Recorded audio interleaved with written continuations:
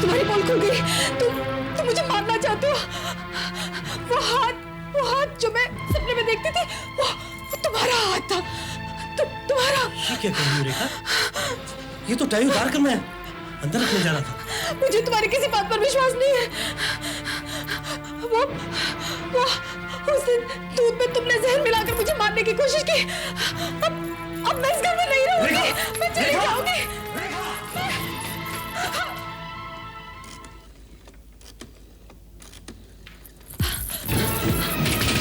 Commander साहब, दरवाजा खोलिए। कमांडर साहब, मुझे बचा लीजिए। क्या रेखा जी, आप इतनी रात को? वो मुझे मार डालेगा। वो सुभाष मुझे मार डालेगा कमांडर साहब। सुभाष? क्या किया उसने? आज उसने मेरा गला घोटने की कोशिश की कमांडर साहब। वाह! कमांडर समझने की कोशिश क्यों नहीं करते? रेखा पागल है। एक पागल की बातों पे आप कैसे यकीन कर सकते हैं? आप कैसे कह सकते हैं कि रेखा पागल है? कमांडर, एक लड़की जिसे बिना मतलब हर रात सपने आते हैं कि कोई उसे मारना चाहता है, और वो लड़की सपने में इस हद तक यकीन कर बैठती है कि आसपास के लोग उसके सब दुश्मन हैं। अब इस हालत में वो लड़की पागल नहीं तो और क्या है? नहीं, मैं पागल नहीं हूँ।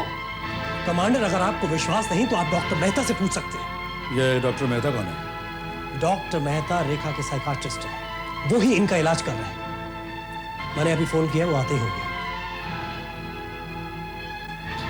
आइए डॉक्टर साहब। क्या बात है सुभाष? रेखा ने फिर? Hello commander. हेलो। इन्हें शक है कि मैं रेखा को मार डालना चाहता हूँ। मुझे आपसे अकेले में कुछ बात करनी है। आइए।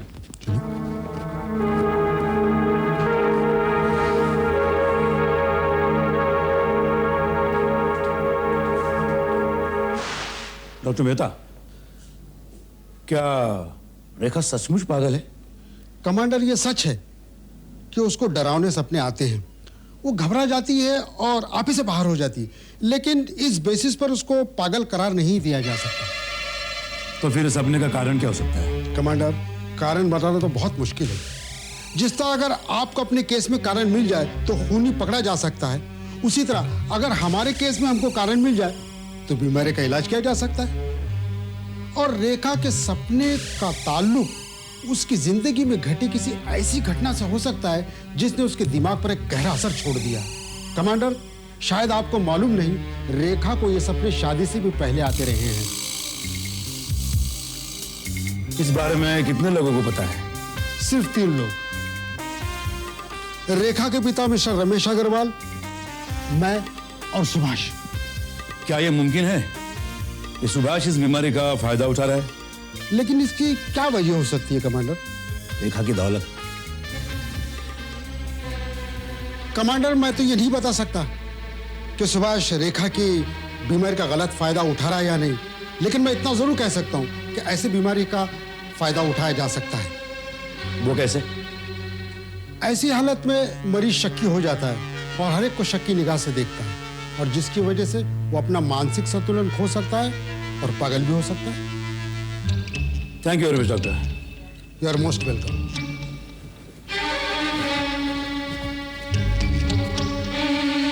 कहिए कमांडर साहब, क्या आप अब भी यही कहेंगे कि मैं रेखा को मार डालना चाहता हूं? मुझे सुभाष, यह तो वक्त ही बताएगा कि सच्चाई क्या है। Good night. कमांडर साहब,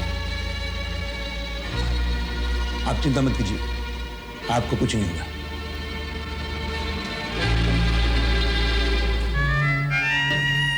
साहब, आपसे एक बात बोलनी है। क्या है?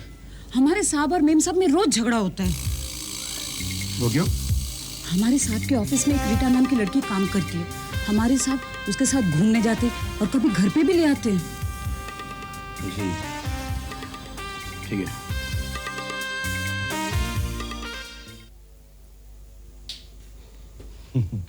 आइए कमांडर साहब, मैं आप ही का इंतजार कर रहा था। कहिए, फोन कैसे किया था आपने? ये तस्वीर तो रेखा की शक्ल से मिलती है, लेकिन है नहीं। कौन है ये?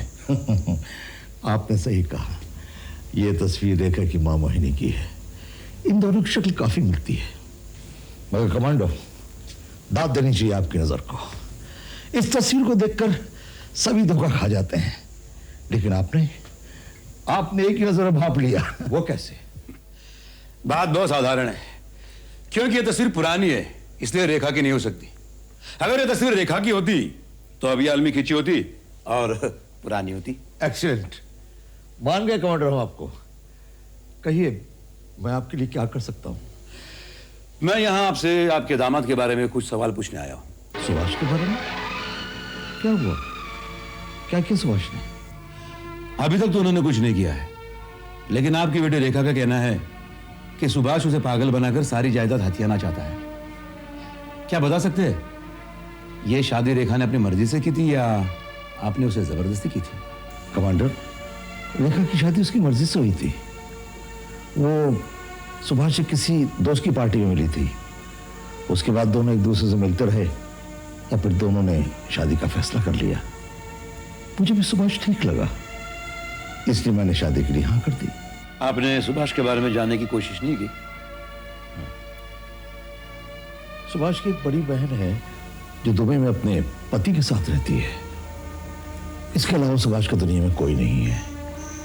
मैंने बड़ी पूछताछ के बाद रेखा की शादी सुभाष से की थी और एहतियात के तौर पर मैंने सारी जायदाद रेखा के नाम कर दी। मिस्टर अग्रवाल, अगर आपकी बेटी आपसे अपना शक जाहिर करे कि सुभाष उसे मारकर उसकी सारी जायदाद हासिल करना चाहता है, तो क्या आप विश्वास करेंगे? मैं अपनी बेटी को बहुत अच्छी तरह जानता हूं। वो कभी बेगुनाह शक नहीं करती। शक की वजह तो जरूर होगी। मिस्टर अग्रवाल, रेखा के शक की बुनियाद एक सपना है। वो सपना तो रेखा को बचपन से आता है कमांडर।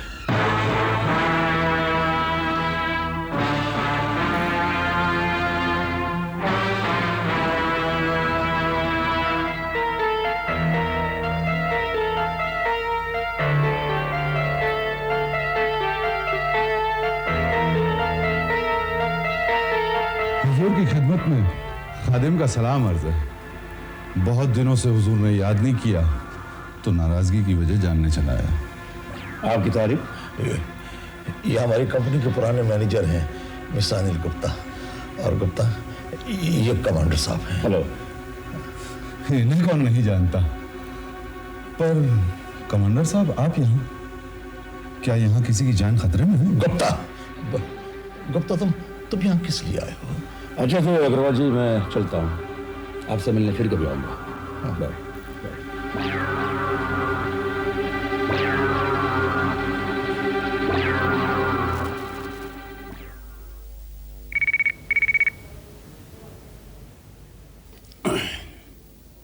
हेलो, क्या रही है? हाँ, कहिए doctor Mehta.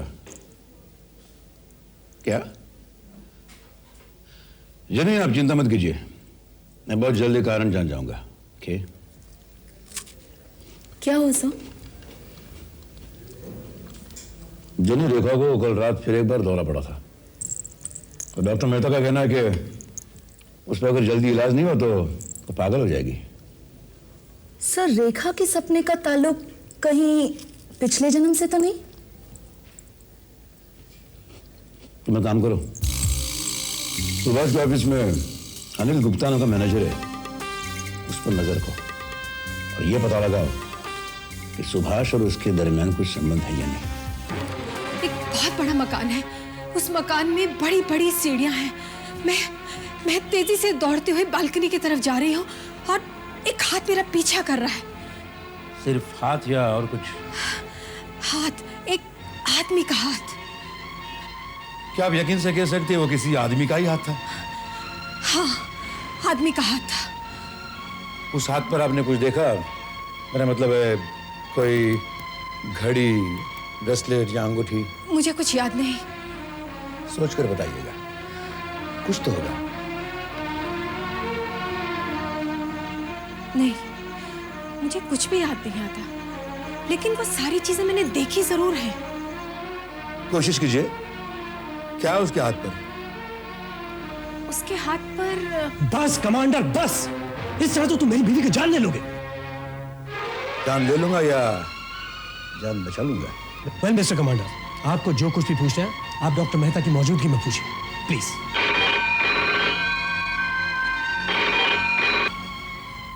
Hello, yes Johnny.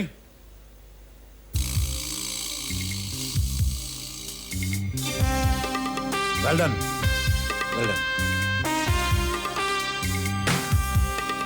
अब शायद मुझे रेखा जी से सवाल पूछने की कोई जरूरत नहीं। क्या मतलब? मतलब यह कि खूनी बहुत जल्दी पकड़ा जाएगा। खूनी? जब खून हुआ ही नहीं तो खूनी कहां से पकड़ा जाए?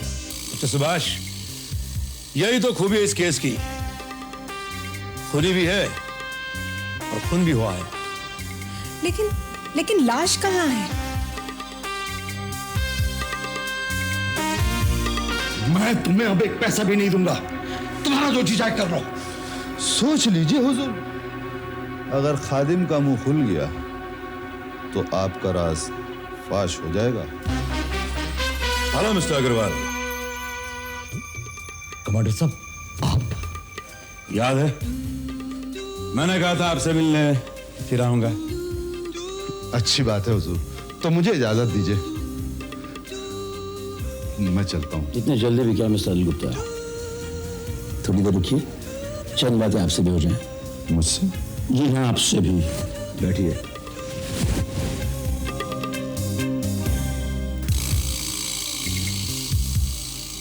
हाँ तो बताइए अग्रवाल जी, ऐसा कौन सा राज है जिसकी वजह से आप गुप्ता जी को बेरर चेक साइन करके देते आ रहे हैं? जी वो तो ऑफिस के खर्चे के लिए। तो इसके बाद तब मुंह खोलना जब कोई सवाल किया जाए।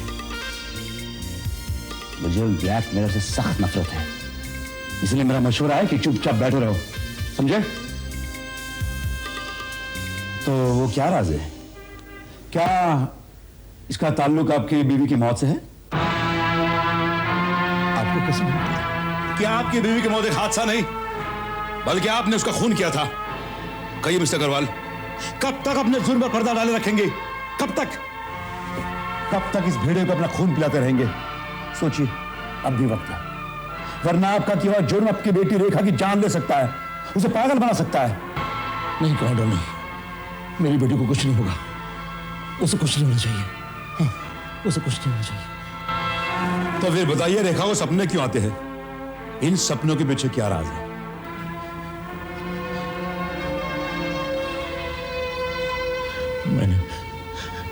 मैंने रेखा की मां मोहिनी का खून किया। मैंने अपनी बीवी को टेरिस से धक्का देकर मारा। क्यों? मैं मोहिनी के पिता आर.के. चोपड़ा की कंपनी में काम करता था। वो मुझसे बहुत खुश थे। एक दिन उन्होंने मोहिनी के साथ मेरी शादी का प्रस्ताव रखा। मैं मान गया, हालांकि मोहिनी से नाखुश थी, फिर भी इसे मजबूरन मुझसे शादी करनी पड़ी। रेखा के जन्म के बाद हम दोनों के मनमुटाव खत्म हो गए। हम बहुत खुश थे। एक दिन कार एक्सीडेंट में मेरी टांग खराब हो गई। मैं अपाहिज हो गया। मोहिनी ने ऑफिस का कामकाज संभाल लिया। मैं दिन रात घर में पड़ा, अपनी किस्मत को कोसता रहा। इसी दौरान अनिल गुप्ता का हमारे घर में आना जाना शुरू हो गया और ये दोनों एक दूसरे के बहुत करीब आ गए। नहीं, ऐसा नहीं हो सकता। नहीं, मैं मानने को तैयार नहीं।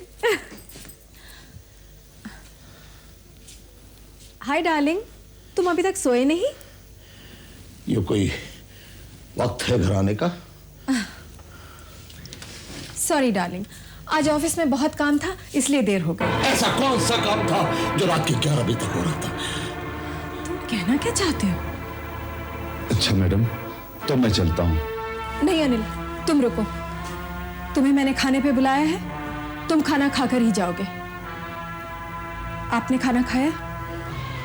खा लिया। तो ठीक है, मैं दवाई भिजवा देती हूँ, खा के सो जाइए। रोज की तरह मोहिनी ने मुझे नींद की गोलियां दी, लेकिन उस रात वो गोलियां मैंने नहीं ली। वो 7 गोलियां नहीं ली। और थोड़ी देर के बाद मैं क्या बताऊं अनिल, मेरी जिंदगी एक नर्क बन के रह गई है। मैं तो उस दिन का इंतजार कर रही हूँ जब ये मुसीबतें खत्म हो जाएंगी, जब से रमेश अपाहिज हुए हैं, ऐसा लगता है जैसे सारी खुशियों ने मुंह मोड़ लिया हो। मैं बिल्कुल अकेली रह गई हूँ। मोहिनी, मैं तुम्हारा दर्द समझ सकता हूँ और मैं तुम्हारे दर्द में बराबर का शरीक हूँ। मोहिनी, तुम अपने आप को कभी अकेला ना समझो, मैं तुम्हारे साथ हूँ ना। मैं गुस्से से आग बबूला उठा। मेरी बीवी मुझे धोखा दे रही थी, मेरे मैनेजर से इश्क कर रही थी, मुझसे हारे कर। हम दोनों में दिन रात झगड़े होने लगे। मेरी मासूम रेखा चुपचाप डरी हुई, सहमी हुई, हम लोगों को झगड़ते देखते रही। हमारे रोज के झगड़ों ने उस पर गहरा असर पड़ा। मैं कर भी क्या सकता था, मैं सब नहीं कर पाया। और एक दिन okay Mohini, good night. Good night. Thanks for coming Anil. कल फिर मिलते हैं। अब तुम किसी से नहीं मिलोगी, कभी नहीं मिलोगी। क्या बकते हो तुम? तुम्हारा दिमाग तो खराब नहीं हो गया? मेरा दिमाग नहीं, तुम्हारा दिमाग खराब हो गया है। गैर मर्द के साथ गुलछड़ उड़ाती हो, शर्म नहीं आती? होश में तो हो तुम। मैं बिल्कुल होश में हूँ, बिल्कुल होश में। और आज मैं तुम्हें जिंदा नहीं छोड़ूंगा, जिंदा नहीं छोड़ूंगा, जिंदा नहीं छोड़ूंगा। पागल हो गए तुम? चलो जिंदा नहीं छोड़ूंगा।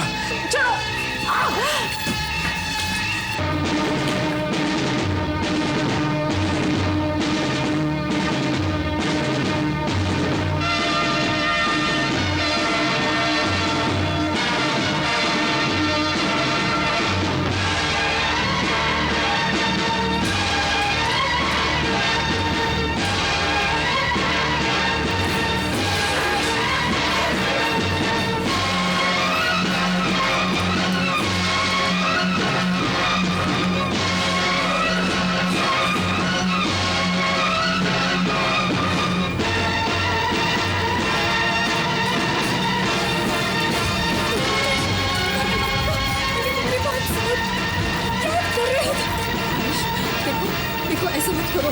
देखो मेरी बात सुनो, तुम बिल्कुल गलत समझ रहे हो।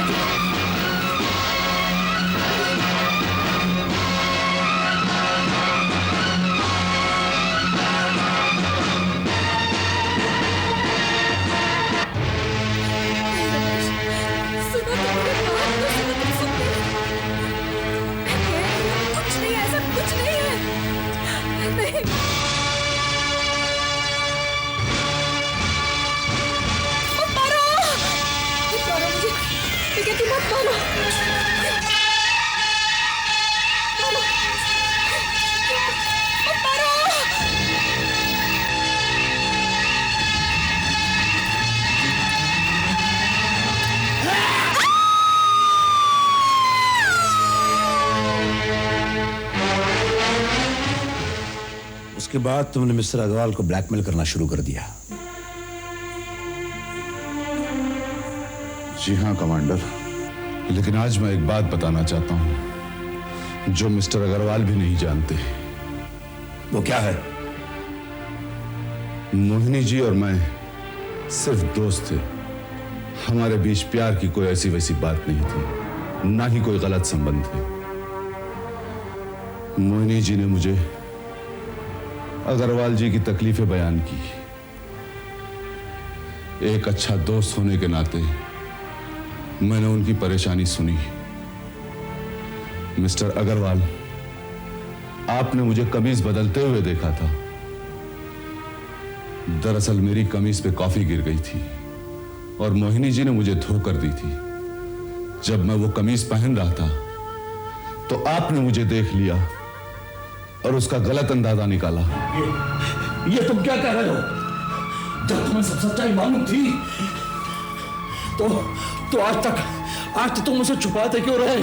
चुप क्यों रहे? क्योंकि लालच ने इसे जकड़ लिया था। इसे एक ऐसी मुर्गी हाथ आई थी जो सोने का अंडा दे सकती थी।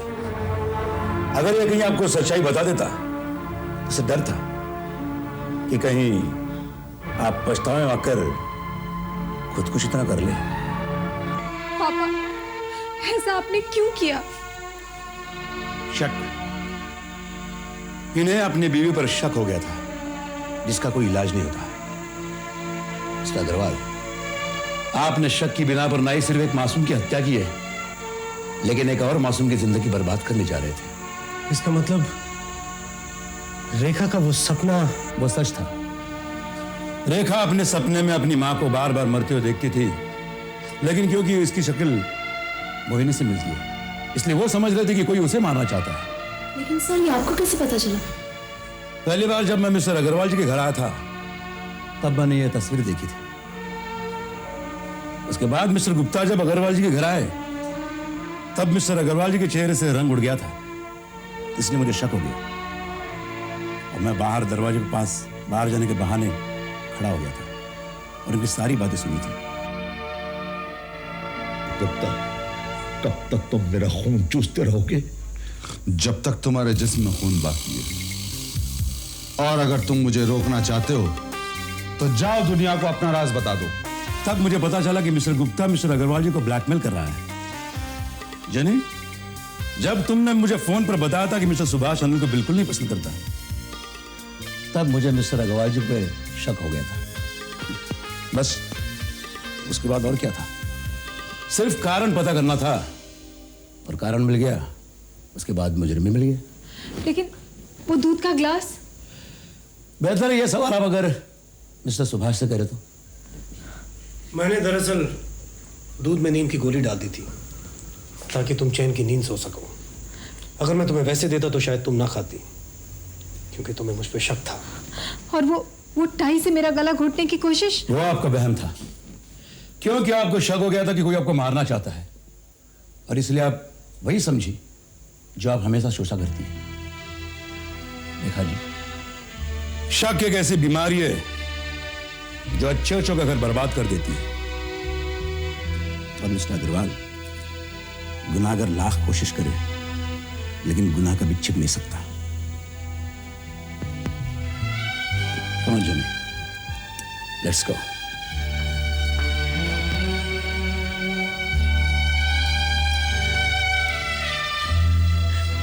बेटी, मुझे माफ कर दे बेटी, मुझे माफ कर दे।